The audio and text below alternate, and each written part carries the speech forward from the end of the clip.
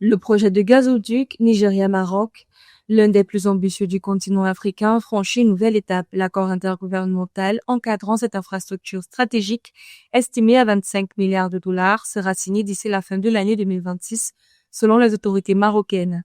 Porté par l'Office national des hydrocarbures et des mines et le Nigerian National Petroleum Company, le projet baptisé African Atlantic Gas Pipeline vise à acheminer le gaz nigérian vers le Maroc avec une extension prévue vers les marchés européens en longeant la côte atlantique de l'Afrique de l'Ouest.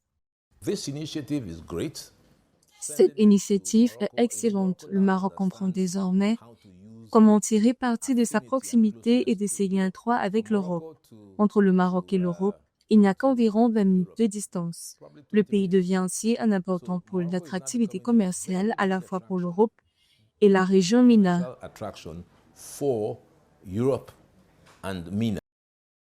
Soutenu par la Communauté économique des États de l'Afrique de l'Ouest, le gazoduc Nigeria-Maroc est un méga-projet long de près de 6 900 km. Il s'agira du plus long gazoduc offshore au monde, reliant le Nigeria au Maroc via un tracé hybride pour acheminer jusqu'à 30 milliards de mètres cubes de gaz par an.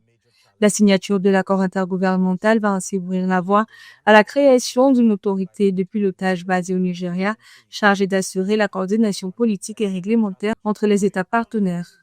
Sur le plan économique, même si l'idée est intéressante, rien de tout cela n'a réellement de sens tant que nous ne prenons pas au sérieux les investissements nécessaires dans les infrastructures, notamment en amont, dans le développement du gaz associé et non associé, afin de pouvoir satisfaire à la fois nos besoins internes et nos ambitions d'exportation. Le gazoduc Nigeria-Maroc ou gazoduc Afrique-Atlantique devra renforcer l'intégration régionale de 13 pays et sécuriser l'accès à l'énergie pour près de 400 millions de personnes. Ce projet soutiendra l'industrialisation à travers la création de pôles pétrochimiques et d'unités de production d'engrais, tout en générant jusqu'à 50 000 emplois par an durant sa phase de construction.